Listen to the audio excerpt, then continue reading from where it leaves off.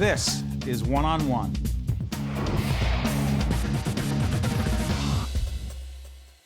I'm Steve Adubato. I want to welcome two very interesting and special guests to our show. We have our friend George Anastasia, who's the author of Gotti Rules. It's the book, the story of John Alite, Jr. Gotti, and the demise of the American Mafia, and John Alite is with us as well. I want to thank both of you for joining us. This is a New York Times, you are in fact a New York Times best-selling author, and this may in fact be a New York Times bestseller soon enough. Thank you for joining us. Thank you for having me. You've written a lot of books. You've been with us many times. You know Right. the Philadelphia mob very well. Why did you take on this guy's story? John called me out of the blue about a year and a half ago. He was out of prison and he said he wanted somebody to tell his story. I knew a little bit about the backstory, and I always wanted to do a story that had the New York backdrop. It's a bigger stage, and I think you can say more, and that's what I tried to do here. So John, let's do this. By the way, go out and get the book if you want to know the whole story. We'll give a, I'm not going to say the PBS version, if you will. You were connected to the Gotti family from when to when? From about '82 was the original, where I first had introductions to them, till the present, obviously, you know, through some of this turmoil that's going on, but yeah, through the present. And as we speak right now, John Gotti Jr. wrote his own book. It's online, I think, right now as we speak. It's self-published. I heard an interview he did with our good friend Frank Morano over on AM 970, and I listened to that in preparation for this. And interesting, what he said was that you had no right to write this book about him because you did not have the access that you say you had, and you were a very low-level guy in the Gotti organization. This book tells a very different story. Describe the access you did have and your relationship with him and his dad. Well, you know, when he does talk, and usually when he's lying, you know, you can't double back on what you say. So if I wasn't the How close were you to him? Very close. I was his personal bodyguard, enforcer, friend, and I say babysitter. You use the word babysitter. I use it because he was incompetent in the street, and he lived on the coattails of his father. And when you're in that life at the time, you don't get respect from anybody, because the real street guys, the real gangsters and mobsters, they know that. You're not going to trick anybody. You're not going to fool anybody. And especially when you go into some of these cans that were in penitentiaries, place like I was in Brazil, you're not going to make it alone. And you're not going to fool these guys. And I'm talking about not just Italian guys. I'm talking about black, Spanish, white, any ethnic groups, any street gangs, serious guys that you know, could see right through that. Speaking of seeing right through, you've met a lot of mobsters in your life. Right. You ultimately, after being in prison for a period of time in Brazil, you ultimately decided to cooperate, and in fact cooperate with the government, which is why you're here today and not in jail. All right. Why do you believe him?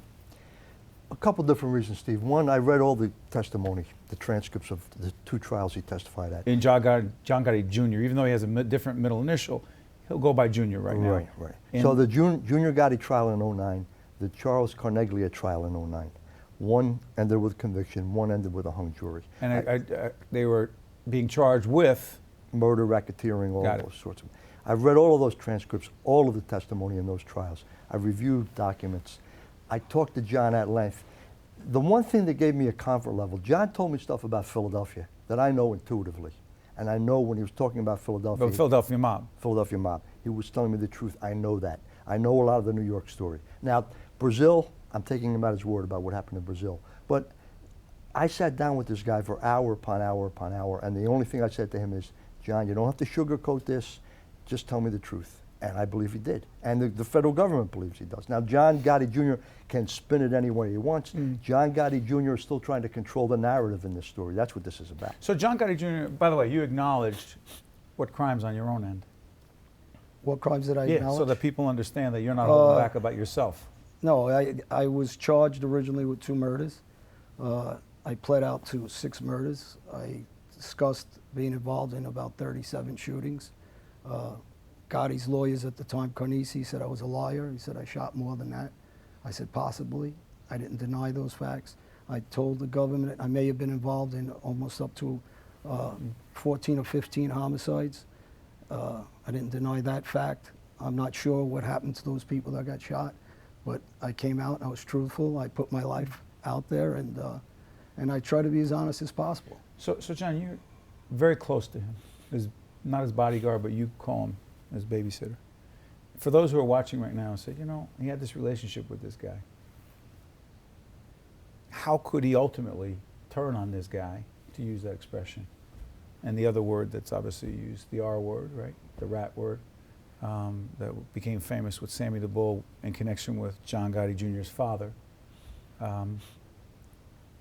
You say what to that? I say that he has, or he tried to have, the audacity to go on 60 Minutes 3 times, stand on the courthouse steps, and say he's not a rat. That he's not a rat. That he's not a rat. You charge that he tried to cooperate with the government on his own. Oh, he did cooperate with the government in 2005. There's documents proving that. There's documents That John Gotti Jr. did? There's an FBI 302, a 5-page memo. Tell everybody what a 302 is. 302 is a memo memorializing a meeting. John Gotti Jr. in 2005 went to a proffer session with his lawyers. The proffer is what deal you can make. Yeah, here's what I can tell you. Why would he even meet with them in the first place? Because he was trying to cut a deal, which is the point John is trying to make, is Gotti Jr. can call anybody and everybody a rat. He was trying to do the exact same thing. The fact that it didn't happen, that it didn't get finalized, doesn't change the fact that he sat down with these guys, talked about murders, implicated guys in murders, talked about briberies, talked about extortions. This book has the full 5-page document. So, you know, he can say whatever he wants. Read the document, you come away and tell me what he was doing. Go ahead, John. while I'm on the stand against John Gotti Jr. Which trial? His trial. Got it. I call him Whitey Bulger several times. You got to understand Whitey Bulger, the case the government was looking for Whitey Bulger, the mob up in, well, not the mob, organized crime activities up in the Boston areas. Why would you call him Whitey Bulger? Because Whitey Bulger was caught being a double dipper. He's working the streets. Yeah. He's a boss of a crew. And he wanted nobody to know that up in Boston. And he didn't want anybody to know. Meanwhile, he's giving up his own guys. John Gotti Jr. did the same thing. He went into the government, and he didn't consummate that deal for a number of reasons. Possibly they asked him to get on a stand. He didn't want to get on the stand. Possibly they asked him to give up money that he had. It could have been 1,000,001 answers. And possibly they didn't believe him, Steve. That's the other thing. That he wasn't credible. That he wasn't entirely truthful. You know, there's a lot of different reasons why that deal didn't happen. But while I'm in those penitentiaries in Brazil, and those are serious penitentiaries, I'm fighting for my life, I call home, and I get messages that his own lawyer, Charlie Canisi, gave up information to a skipper in our family that John Gotti Skipper, Jr. somebody who was high-level person in the Gambino family. In the Gambino family. The Gambino family, one of the 5 original families that the Gotti family ran. At that point, it was John Jr. running the family. Correct. And that skipper was, this attorney, Charles Canisi, was very close to the skipper at the time. He wasn't John Gotti Jr.'s attorney while he profited. He took that information, flew to Florida, and handed it over to a captain there, who turned it over and handed it to our administration. Our administration, when I was calling back and forth from prisons from smuggled phones to help Ronnie One-Arm Trujillo beat his case in Florida, that information, when I told them to look and talk to John Gotti Jr., they gave me that information and supplied paperwork to... John, you're saying the guys, high-level guys in the Carlo Gambino crime family knew that John Gotti Jr. was cooperating, or his lawyer was trying to cooperate with the government? Correct. And then why is he walking around? Multiple reasons for that also. There's paperwork out on John Gotti Jr. that implicates certain guys that went to prison for what he was debriefing about. Yeah. Now, these guys copped pleas and did different things because they knew he was in, cooperating. Not only that, there's certain other information that could be out there about certain guys. So the exposure of killing him, every one of these guys are on 302s. Yeah. Other guys are possibly on 302s. He's in the limelight. They put themselves out there at that time. They catch another murder case. Guys, sorry for interrupting you, John. Yeah. Let me ask you this. For a lot of people who say, you know, this is too inside. You know, it's a world that doesn't exist anymore in the same way it used to, which is true, with RICO and the RICO statutes and a lot of other things. George, let me ask you this. This book is relevant. Why? beyond? Is it John's story that makes it relevant? No, I think what I hope the book does is deconstruct the myth of the Gottis. The myth of the Gottis. Well, Senior didn't they have rules? Didn't they have rules you couldn't sell drugs? That's one of the rules in the book. You can't sell drugs. Gotti's rules. What are they? You can't sell drugs. If you sell drugs, you're going to be killed. But if you are selling drugs, you better kick up to me. That's the hypocrisy of the Gotti family. You got to kick. So if you are selling drugs and you're kicking up, somehow the rule doesn't exist? Exactly. I mean, the whole Paul Castellano murder stems out of that same kind of scenario. You know, Castellano was killed in 1985. 85, which is when Sparks right, Steakhouse and that's when in New Gotti York. Sr. becomes the boss. And Castellano is killed because he knows 3 of Gotti's top associates are under indictment for dealing heroin. They have to be killed. If Castellano lives, Jeannie Gotti, Yeah, the brother. Carniglia, and Ruggiero get killed. Go back to the father for a second. The Dapper Don, as some called Yeah. him. A lot of people believe that the Gotti family, sometimes they refer to him as the man's man, The chief. the chief, whatever. There's a part of this book where you talk about Angelo Ruggiero. Angelo Ruggiero is one of the closest people to John Gotti Sr. They were known as cousins on the street. You recount a conversation that Angelo Ruggiero had with you in which he advised, you say he told you what about John Gotti and the Gottis? Stay away from them. They're garbage. This is on his deathbed. He's dying. Of cancer. Cancer. John Gotti Sr. took his money, took his brother's drug money. Because Angelo Ruggiero was selling drugs. Heroin, specifically. Took his money, it was his partner. Angelo Ruggiero brought John Gotti Sr. into the mob through his uncle Neil Della Croce. And Angelo didn't have the ego John did, so he took a back seat to him, and he was loyal as a dog to him. And when he was dying, John put it all on Angelo's back. Not only did he put it on his back, he ostracized him through the whole family. Nobody was allowed to speak to him.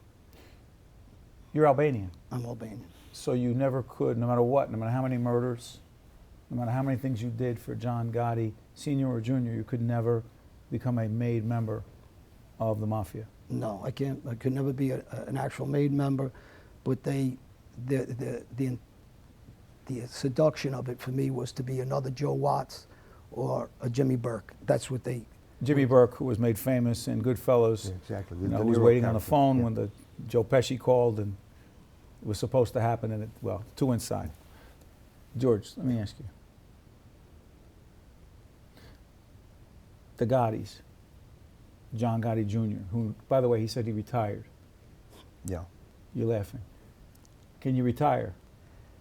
Did he retire? Well, here's the thing. You know, I understand that was his defense. 2 things. A Philadelphia mobster came out of prison after he had been in prison with John Jr., met with John and said, Junior wants me to get made, wants to take me to New York. He wants you to take me to New York to get made. If Gotti Jr. is out of the mob, how can he make somebody? Second thing, there's a tape from prison where Gotti Jr. is bitching and moaning and complaining because he's been busted from a rank of boss to capo.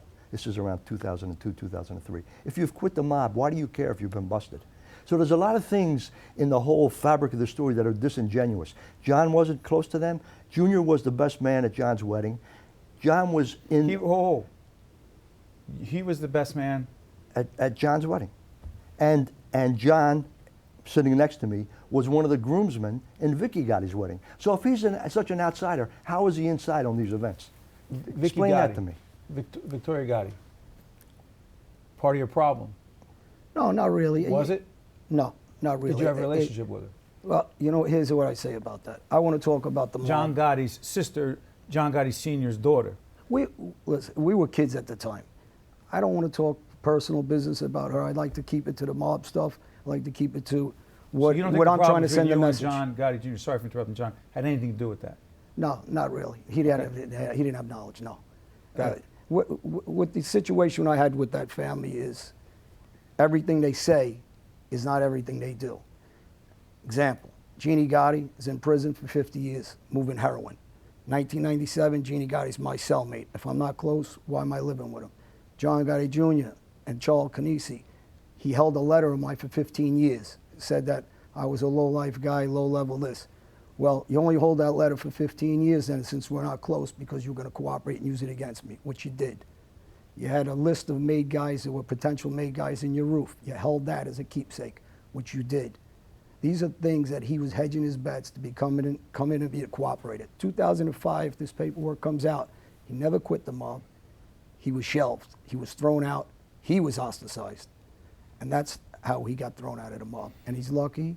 I still, how he walks around for what he did, I don't know. How do you walk around? I walk around, I'm a different guy than him.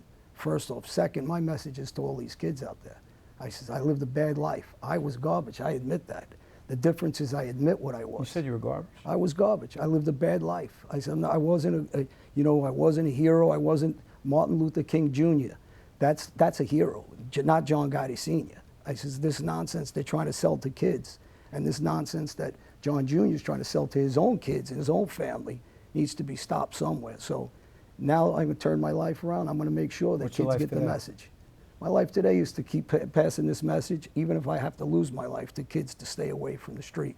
That's lies, it's treacheries, it's things like this about John Gotti Jr. who's ratting, and he's letting the public believe he's some sort of hero along with his father. They're knights on a white horse. That's not the case. These guys are selling drugs. He's got an Uncle Vinny that raped and killed a girl. He's got an Uncle Pete Gotti that convicted somebody on a jury. The public doesn't know these things. Just before he was a made guy and the family hid it. Louis Bolletto went to jail because Pete Gotti had convicted him when he was a juror. So, the Philadelphia mob, Yeah. the New York mob, and Jersey somewhere gets lost in the connection, right? Right. Biggest difference. New York is the major leagues, Philadelphia is AAA. I mean, that's the way to look at it. And I think any other city is AAA. New York is the center of the universe in terms of the mob. It plays at a much higher level, much more dangerous, much more violent, many more players. But it's the same game. Yeah. John, finally, what would you want people to take away from this book? The biggest thing I want them to take away from this book is I don't blink when I talk. I says, and he does. And if you read that book, you'll get the meaning of him blinking all the time. Biggest regret? Biggest regret is this life. I says, and I'm going to teach kids not to make sure that they have the pain I suffered, my family, and especially the victims' families. So, I'm sorry for what I did. I'm going to try to get it back as best I can by passing this message to other kids, not to listen to this. This is crap. You have guys, small-level guys like Jimmy Catacamos out there that goes into suicide watch for 6 weeks, and he wants to walk around like a tough guy. That's a low-level guy, but I can go through all of them the same way. It's not as It's not glamorous like everybody said. Yeah. No, they're not there. Yeah. John, I want to thank you for joining us. Thank you. George is going to actually stay, and we're going to talk a little bit about the impact of all this glorification, if you will, of organized crime on Italian-American reputation and culture in our country. Thank you. Thank you very much. Just stay right there, man. Thank you. Okay. We'll be right back right after this. One-on-One with Steve Adubato has been a production of the Caucus Educational Corporation, celebrating over 25 years of broadcast excellence. Funding for this edition of One-on-One with Steve Adubato has been provided by New Jersey Manufacturers, the Robert Wood Johnson Foundation, Robert Wood Johnson University Hospital, Qualcare Inc., the law firm of Gibbons, P.C., United Airlines, and by New Jersey Natural Gas. Transportation provided by Airbrook Limousine, serving the metropolitan New York, New Jersey area.